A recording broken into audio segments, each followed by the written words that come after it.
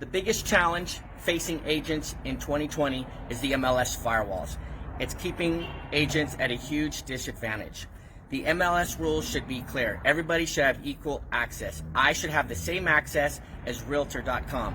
My competitor should have the same access as Realtor.com. Either you give it to everybody or you cut it off to everybody. But picking and choosing is creating a huge disadvantage for agents, and it's costing the consumers billions in commissions right now.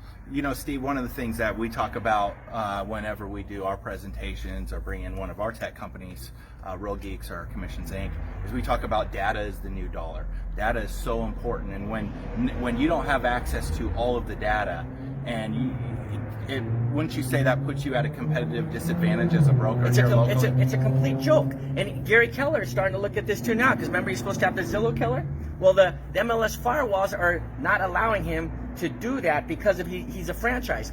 Redfin, Realtor.com, they have access to all these MLSs.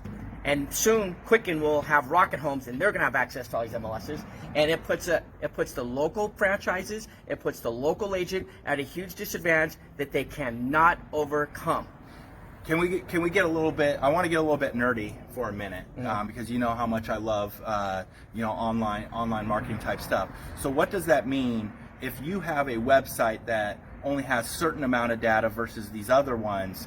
How does Google read these websites? So my website, I don't care who you are, your website cannot compete on a hyper, that's the new term, everyone should go hyper local. You can't go hyper local because you're going to lose, because the Trulias and the Realtor.coms are going to beat you at that too, because they have access to the other MLSs nationwide.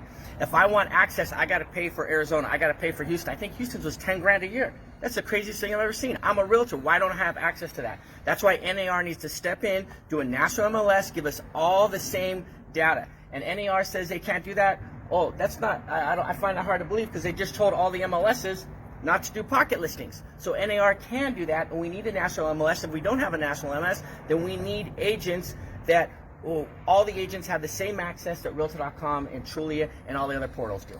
Going into this next year, and I've seen some forecasts for 2020, I've heard people reference it as 2019 on steroids, with all the disruption and things happening with technology and everybody merging companies, and a lot of that is happening in our real estate industry.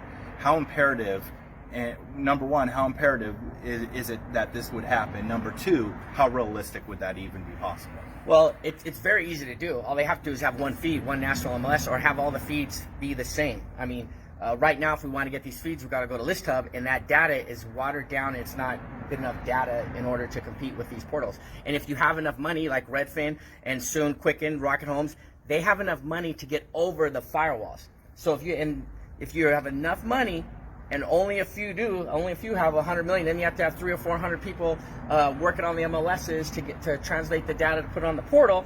It's 2020. This can easily be done and put us all on a level playing field. This is a huge disadvantage. These MLS firewalls need to be torn down. And then what ends up happening is a lot of these companies, they get to dictate what happens, what agents they want to use, give the leads to, the commission structures, referral fees. We're seeing it, we're probably right around the corner from Zillow Flex rolling out here.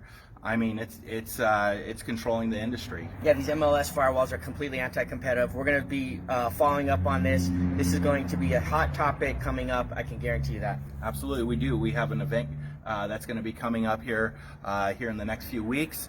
Can't wait to share more on how you guys can survive, not only survive, but thrive in 2020 and beyond in this industry.